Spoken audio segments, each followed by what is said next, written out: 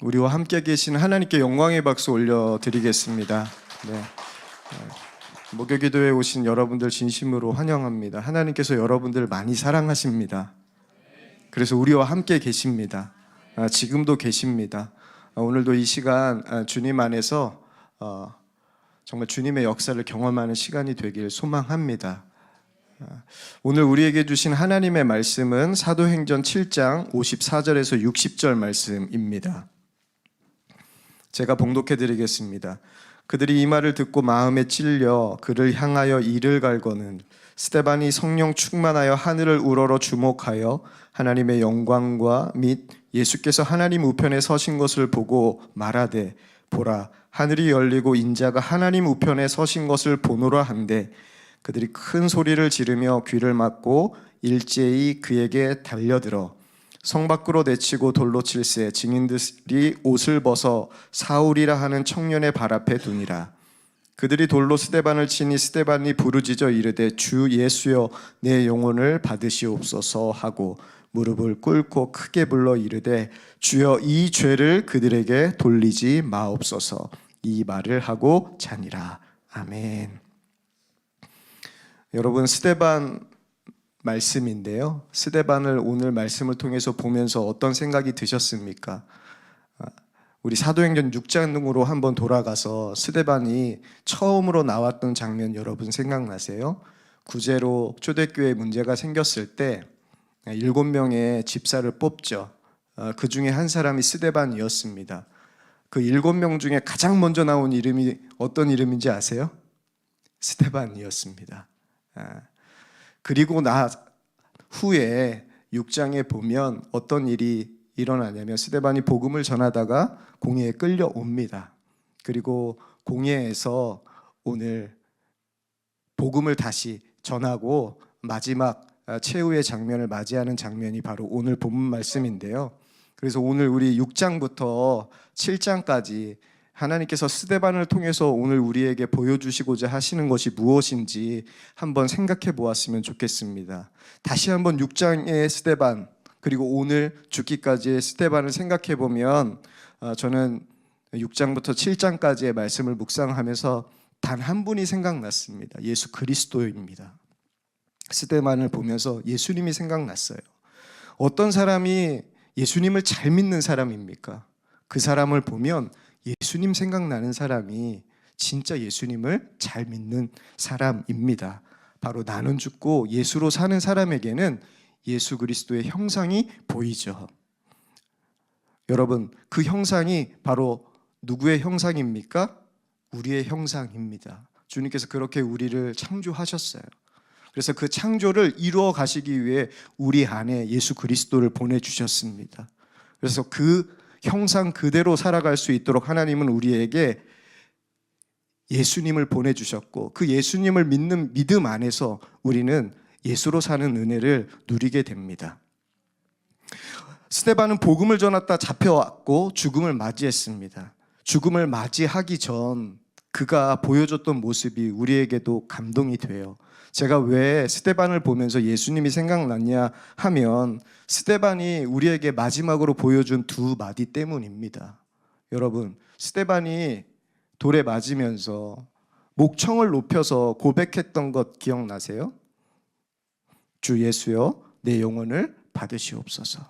그리고 또 마지막으로 주여 이 죄를 그들에게 돌리지 마소서 라는 이 두 구절을 통하여서 예수님이 생각난 거예요. 어떤 예수님? 십자가에 달리신 예수 그리스도. 예수님께서 누가복음 23장 46절 보면 이렇게 고백하세요. 큰 소리로 예수님도 불러 이르시되 아버지 내 영혼을 아버지 손에 부탁합니다. 그리고 이에 23장 34절에는 이에 예수께서 이르시되 아버지 저들을 사하여 주옵소서 자기들이 하는 것을 그들은 알지 못합니다 라고 고백하죠. 이 순교의 장면을 보면서 스데반은 그 순교하기 직전에 무엇을 보았던 것일까? 그가 본 게 있어요. 오늘 본문 말씀이 그것을 이야기하는데 55절에 보면 스데반이 성령이 충만하여 하늘을 우러러 주목하여 하나님의 영광과 예수께서 하나님 우편에 서신 것을 보았다라고 이야기합니다. 스데반이 우리에게 마지막 순간까지 보여줬던 것이 있는데 그가 주목했던 것이 있다는 겁니다. 성령 충만으로 그가 주목했던 것이 있는데 그가 주목했던 것은 십자가에 달리신 예수 그리스도였어요. 근데 그분이 십자가에만 달리지 않고 부활하셔서 어디에 계신 거예요? 하나님 우편에 앉아 계신 것을 그가 본 겁니다. 바로 천국을 본 거죠. 그가 주님을 주목했을 때 그가 본 것은 천국을 본 것입니다. 천국을 보자마자 그가 하나님 앞에 고백할 수 있었던 것은 하나님, 제 영혼을 부탁합니다.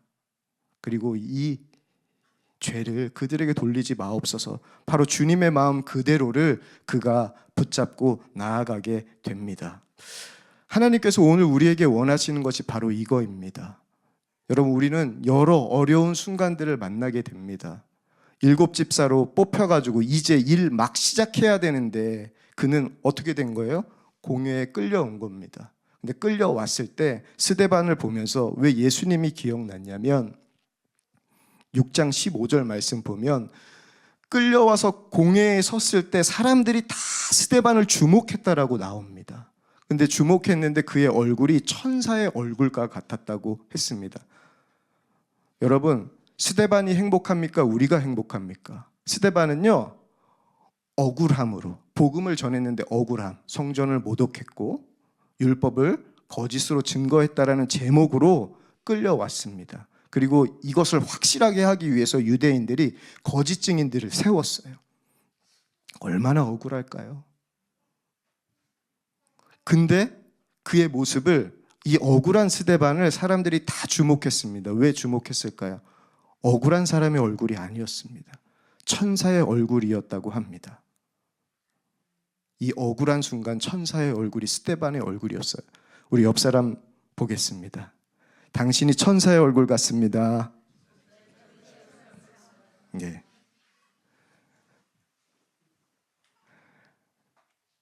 여러분, 우리가 행복한 상황에 있습니까? 스데반이 행복한 상황에 있습니까? 질문이 잘못됐죠. 그렇죠? 우리는 상황 때문에 행복하고 즐거워하는 사람 아니잖아요. 우린 누구 때문에 행복하고 즐거워할 자입니까? 예수 그리스도. 우리 안에 계신 예수 그리스도 때문에 행복하고 기뻐할 자들이잖아요.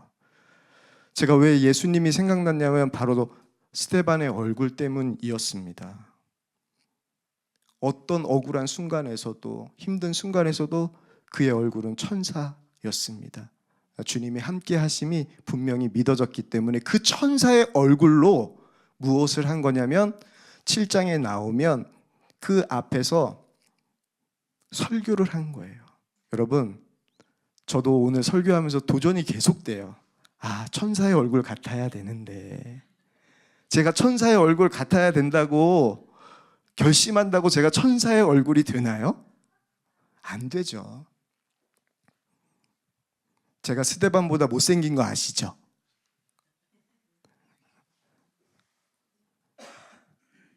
저는 그렇게 생각합니다. 왜냐하면 천사의 얼굴이었기 때문에. 근데 오늘 주님께서 역사하시면 하나님, 제가 말씀을 전하는 이 시간에도 천사의 얼굴이 될 줄로 믿습니다. 여러분, 이 자리에 모인 우리가 만약에 스데반처럼 주님을 바라보는 믿음의 눈이 활짝 열렸다면 우리의 얼굴도 어떤 얼굴이 돼요? 천사의 얼굴이 됩니다. 우리의 형편과 상황이 어떠하든지 우리에는 천사의 얼굴이 돼요. 그리고 담대하게 무엇을 전하게 되죠? 스데반이 복음을 전하게 됩니다. 억울하게 누명을 썼으니 뭐 하면 풀려날 수 있는 거예요? 조금 그들의 말을 들어주면 죽이기까지 했겠습니까? 베드로처럼 몇 대 때리고 이제 그만해 돌려보낼 수 있는데 참 신기하죠. 사도도 아닌데 왜 스데반을 그렇게 죽이기까지 했을까? 저는 너무 궁금했습니다. 그게 근데 성경 어디에도 그 이유에 대한 부분들은 나오지 않아요. 근데 분명한 거는 이제 몇 번 풀려주고 나다 보니까 유대인들에게는 한 가지가 있었습니다. 이제 완전히 싹을 다 잘라야 되겠다라는 마음이 있었던 것 같아요. 극심한 박해를 통하여서 이제 기독교를 말살해야 되겠다라는 마음이 들었고, 그 본보기로 누가 당한 거예요? 스데반이 당한 거죠. 근데 그들의 생각과 달리 놀라운 일이 스데반을 통해서 벌어집니다.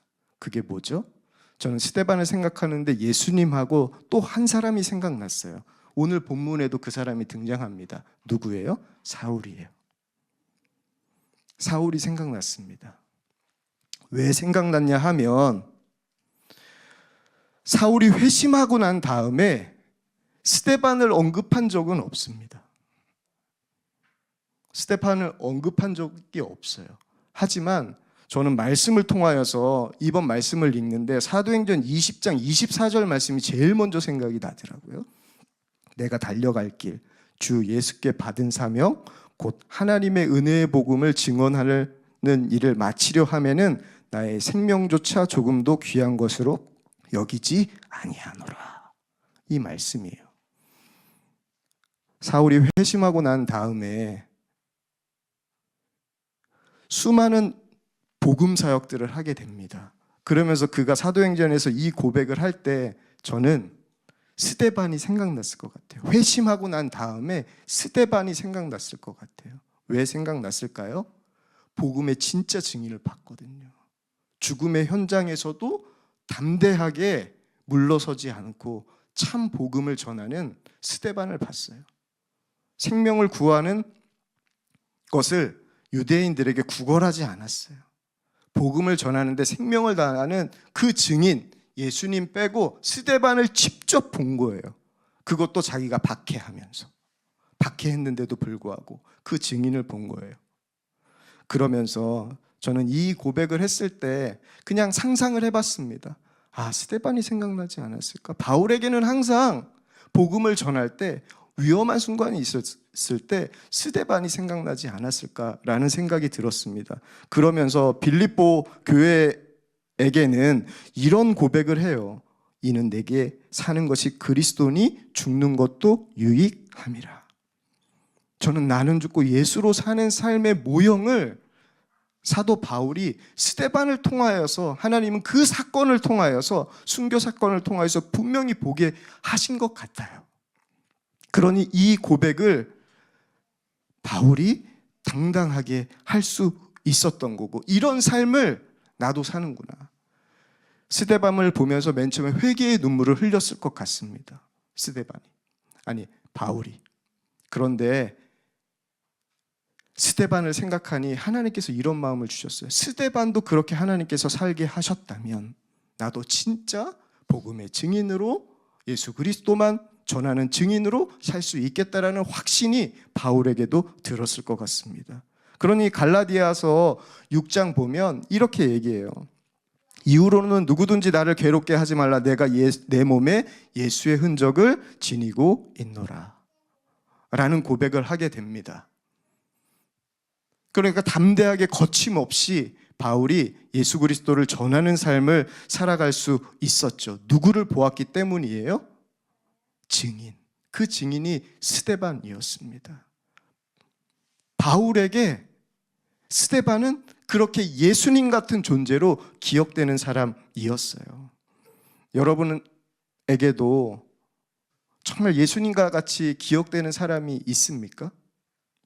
저에게는 여러분의 은혜의 사람들을 보았지만 정말 예수님과 같은 분이다라는 마음이 드는 분들을 만난 적이 있습니다. 제게 기억되는 장로님 한 분 계신데요. 그분은요, 예전에 저희 교회에 시각장애인이 있었습니다. 시각장애인인데 매일 늦지도 않고 예배 시간 맨 앞자리에 항상 그분이 앉을 수 있었어요. 그 이유는요, 장로님이 예배 시간 전마다 그 집에 찾아가셔가지고 이러고 가시는 거예요. 부부가 시각장애인입니다. 오른손에는 남편, 왼손에는 아내, 이렇게 해가지고 두 사람을 인도해서 예배 시간 앞까지. 그 모습을 보면서 눈이 열리지 않는 사람 인도할 수 없잖아요. 눈 뜬 사람만 시각장애인을 인도할 수 있잖아요. 그 예수님의 모습을 그 장로님을 통해서 보는 거예요.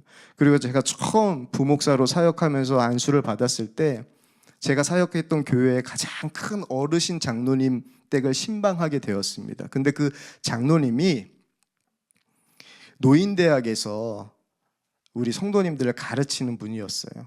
치과 의사 분이셨는데, 그래서 교회에서도 가장 명망이 있으신 분이셨고 학식도 높으신 분이셨고, 근데 그 아내 되는 권사님이 무릎 수술 때문에 신방을 제가 가야 됐습니다. 그래서 그 장로님께 찾아가가지고, 장로님, 우리 권사님 신방하러 가려고 하는데 장로님 저와 함께 서울에 입원해 계셔서 함께 가자고 권면을 드렸더니 장로님께서 저에게 이렇게 말씀하셨습니다. 목사님이 신방 오시는데 제가 어떻게 목사님이랑 같이 갑니까? 목사님 맞이할 준비를 먼저 가서 해야죠 라고 하시는 거예요. 괜찮다고 장로님 그렇게 말씀하신 게 이미 목사를 맞이할 준비를 해주신 거라고, 너무 감사하다고 저는 괜찮다고 했는데 장로님이 기어이 먼저 가셔서 저를 맞이해 주셨어요. 그러면서 그 장로님을 생각하면서 제가 얼마든지 제 차를 타고 갈 수 있습니다. 목사를 잘 예우해 달라는 게 아닙니다. 그 장로님의 겸손한 모습을 통하여서 예수 그리스도를 보게 되는 거예요. 그리고 한 권사님, 저와 첫 번째 사역을 부목사로 사역할 때 지역을 맡았던 교구장 권사님이셨습니다. 그런데 그 권사님이 다리가 아프신 거예요. 그래서 신방을 가게 되면 부평에 있는 교회에서 제가 사역을 했는데 거기에 다가구 주택이 많은데 5층짜리 건물에는 엘리베이터가 없는 지역이 많은 거예요. 근데 올라가는 거는 괜찮습니다. 근데 내려올 때가 문제예요. 저는 그때 처음 알았어요. 뒤로 내려오시더라고요. 앞으로 내려가면 너무 아프니까 뒤로 내려가. 그러니 제가 어떻겠습니까? 친절한 목사 아니겠습니까? 이제 신방 그만하시라. 이 정도 하셨으면 됐지 뭘 그렇게 신방을 더 하시려고 하시냐. 괜찮다. 근데 그분의 말을 제가 잊을 수가 없어요. 목사님, 뒷걸음질 치더라도 주님의 마음으로 제가 끝까지 이 건강 주신 하나님 앞에 감사하며 신방하겠습니다. 근데 만약 뒷걸음도 못 치게 된다면 그때는 하나님께서 저에게 중보자의 사명을 주신 줄 알고 중보자의 사명 감당하겠습니다 라고 고백하시더라고요. 그러면서 하나님께서 나에게 주신 사명을 완성하기까지 자기의 생명을 조금 더 귀한 것으로 여기지 아니하고 헌신하시는 그 권사님을 통하여서 자기의 온몸을 들이시는 모습을 통하여서 예수 그리스도의 사랑을 저도 보게 되었습니다. 우리도 인생을 살아갑니다. 하나님께서 우리 모두에게 동일한 시간이라는 무대를 허락해 주셨어요. 그 시간이라는 무대 위에 무엇을 남기느냐, 어떤 흔적을 남기느냐가 저는 인생이라고 생각합니다. 여러분, 그 인생 가운데 무엇을 남기시겠습니까? 그리스도인은 그 무대 위에 내 흔적을 남기는 자가 아니라 예수의 흔적을 남기는 자잖아요. 매일매일 시간은 우리에게 주어집니다. 그것을 우리는 일상이라고 하죠. 그 일상에 우리가 남길 수 있는 것은 여러 가지가 있습니다. 하지만 그 일상 가운데는 여러분의 마음이 있는 것이 남게 됩니다. 여러분 안에 예수 그리스도가 생명으로 붙잡혀져 있다면 우리는 그 생명을 남기게 될 겁니다. 근데 우리가 그 생명을 남기게 될 때 꽃길이 펼쳐지면 너무 좋은데 이 스테반과 같은 억울한 일, 고난 당하는 일이 참 많이 있어요. 그때 우리는 마음을 어떻게 지키죠? 제가 예수님과 동행하면서 분명히 깨닫게 된 게 있습니다. 제 마음이 너무 약하다는 거예요. 인정하기 싫은데요, 제 마음이 너무 약하다라는 것, 그리고 제 마음이 너무 악하다라는 사실을 깨닫게 돼요. 그래서 주님께서 우리에게 마음을 지키라 말씀하셨다라는 게 정말 귀중한 말씀이다라는 것을 몸소 체험합니다. 수없이 무너지고 일어났다가 반복하는 것이 제 마음이더라고요. 근데 그 마음을 지키는 길이 무엇입니까? 오늘 스데반이 보여주잖아요. 55절 말씀에 그가 성령이 충만하여 어떻게 합니까? 하늘을 우러러 주목하여 하나님의 영광과 및 예수께서 하나님 우편에 서신 것을 보았다라고 이야기합니다. 여러분, 믿음의 주요 온전케 하신 이인 예수를 바라보자라는 말씀이 스데반을 통하여서 분명하게 우리에게도 열릴 수 있다는 것을 하나님께서 오늘 이 시간 우리에게 보여주십니다. 우리가 이 성령의 충만함을 사도행전을 통해서 계속해서 보는데 우리가 마음을 지키지 않으면 이 성령 충만함은 한순간에 무너집니다. 근데 이 고난 앞에 섰던 이 스데반이 마음을 지킬 수 있었던 것은 그가 하늘을 주목했기 때문에 그래요. 하늘에 계신 우리 아버지를 주목했기 때문에 그는 성령의 충만함을 계속해서 이어갈 수 있었습니다. 그러면서 스데반을 보면서 저에게 도전이 되는 건 그거예요. 하나님, 저도 죽을 때까지 성령 충만하길 소망합니다.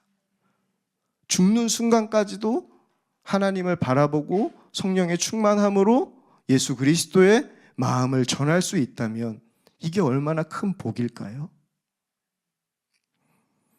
그 은혜가 저와 여러분 가운데 있길 소망합니다. 그러려면 한 가지가 있어야 됩니다. 주님을 바라보는 자에게 하나님께서 믿음의 눈을 열어주세요. 그 믿음의 눈을 여는 자에게 필요한 것은 온전한 순종입니다. 스데반이 마지막까지 하나님 앞에 뭘 해요? 살려달라고 하죠. 애걸하죠. 그런 모습 없습니다. 저는 스데반의 모습을 보면서 왜 살려달라고 하지 않을까? 그런 마음이 들었는데 분명한 건 하늘을 우러러 봤을 때 예수 그리스도가 보였고 예수 그리스도의 음성이 스데반에게 들린 거예요. 누구의 음성으로? 예수님께서 나에게 해주셨던 음성, 예수님께서 우리에게 보여주셨던 그 음성이 스데반에게 들린 거예요. 주님, 제 영혼을 주님께 부탁합니다 라고 예수님께서 큰 소리로 말씀하셨던 것처럼 주님, 내 영혼을 받아주소서. 그리고 이 죄를 그들에게 돌리지 마소서라는 주님의 음성이 들렸고 그 음성에 순종하고 나아갔을 때 하나님께서 예수님과 같은 죽음을, 그 영광된 죽음을 누구에게 허락한 거예요? 스데반에게 허락한 겁니다. 저는 다시 한번 스데반을 보면서 죽음을 생각해 봅니다. 하나님, 제가 죽을 때 어떻게 죽으면 참 좋겠습니까? 라는 생각을 하면서 하나님, 스데반처럼 죽으면 좋겠습니다. 건강하게 살다가 평안하게 죽는 것도 주님의 복이지만 성령 충만하여 하나님을 보면서 하나님의 사명을 감당하다가 주의 품에 안기는 것이 얼마나 큰 복인지 스데반을 통하여서 정말 오늘 큰 은혜를 느끼게 됩니다. 이게 제가 이번 설교를 준비하면서 가장 큰 변화였던 것 같아요. 하나님, 제 죽음이 끝까지 성령 충만하여 주의 일을 하다가 주의 품에 안기길 소망합니다. 그 은혜가 우리에게도 동일하게 있길 소망합니다. 그 순종하는 게 참 어려워요. 근데 순종이 참 어렵습니다. 하지만 그 어려운 순간에 우리가 스데반과 같이 무엇을 해야 됩니까? 우리가 주님을 바라봐야 됩니다. 주님을 바라보면 주님께서는 우리에게 가야 할 길을 보여주시는 거예요. 제가 부강교회라는 곳에서 사역할 때 토요일 저녁이면 6시면 온 교육자들이 부평에 있는 문화의 거리에 나가가지고 노방전도를 합니다. 그 교회는 365일 전도하는 교회였는데 교육자들도 주일을 준비하는 게 밖에 나가가지고 복음을 전하는 일이었어요. 그날도 어김없이 담임 목사님을 비롯하여 모든 부목사님, 전도사님들 모여가지고 함께 그 부평 땅을 놓고 기도하고 찬양하고 복음을 선포하고 이제 2-3명씩 나눠져가지고 조를 이뤄서 복음을 전했습니다. 저도 한 전도사님과 함께 복음을 전했는데 저쪽을 보니까 의자에 청소년 아이들이 앉아 있는 겁니다. 고등학교 남자 아이들 정도 됐던 것 같아요. 그래서 그 아이들에게 다가가지고 제가 이렇게 얘기했습니다. 단도직입적으로 어떻게 하면 예수님을 믿겠니? 이 질문을 했어요. 그랬더니 그 아이들이 이렇게 얘기했습니다. 무릎 꿇고 복음을 전하면 믿겠습니다. 그 순간 우리 사랑하는 전도사님이 제 귀에 입을 대면서 이렇게 얘기했습니다. 목사님, 장난치는 거 아시죠? 하지 마세요. 그 얘기를 듣자마자 저는 이런 마음이 들었어요. 아, 무릎을 꿇어야 되는구나. 그래서 무릎을 꿇고 예수님 믿고 정말 니네들 천국 갔으면 좋겠다. 그렇게 복음을 전했습니다. 그랬더니 그 아이들이요, 정말 놀라운 일이 일어났습니다. 믿겠다는 거예요. 할렐루야. 네. 그럼 증거를 다오. 저는 의심이 많으니까 증거를 다오. 그러면서 번호를 땄습니다. 그 대표대. 그럼 전화번호를 줄 수 있니? 했더니 전화번호를 주는 거예요. 됐다. 그럼 내일 내가 아침에 전화할 테니 교회에서 만나자 라고 하고 헤어졌습니다. 그래서 그 다음날 기쁜 마음으로 그 아이에게 전화를 걸었습니다. 익숙한 목소리가 나오는 거예요. 지금 거신 전화는 국번이 이 익숙한.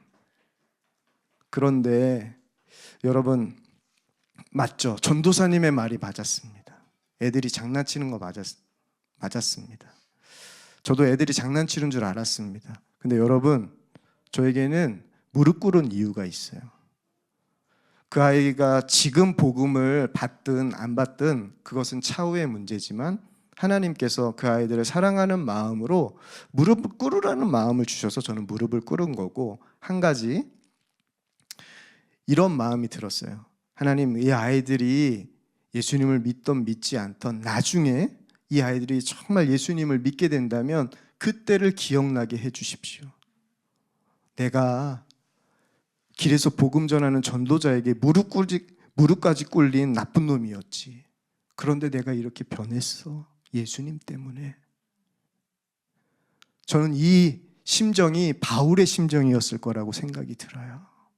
하나님께서 스데반을 보면서 바울에게 그런 마음이 들게 하셨을 것 같아요. 내가 저렇게 기독교인을 박해했던 나인데 하나님 그런 나, 원수 같은 나를 사용하여 주셔서 이방인의 사도로 삼으시고 복음을 전하는 자로 삼아주셨으니 이보다 큰 하나님의 사랑이 어디 있는가?